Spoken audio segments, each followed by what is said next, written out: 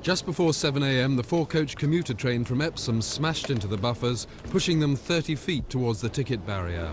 The driver and a passenger suffered cuts and bruises. Platform 10 and adjacent platforms at Victoria have become battlegrounds. Last year, 4 trains careered into the buffers here, 3 crashes within a month of each other. Most of the trains were of the same modern kind involved in today's smash, and there have been many other incidents in the southeast with similar trains. The drivers' union ASLEF blame the electronic braking system. They say it causes brake fade. They want an inquiry. Today, BR disagreed. They say past crashes are due to driver error. Are you absolutely satisfied that the braking system is safe? Yes, when used properly, the braking system is completely safe.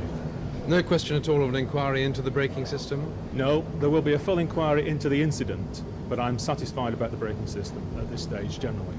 Today's runaway was eventually able to leave the station under its own power. Surprisingly, it was only slightly damaged. But after so many accidents in such a short time, the risk is that passenger confidence may be much more seriously dented.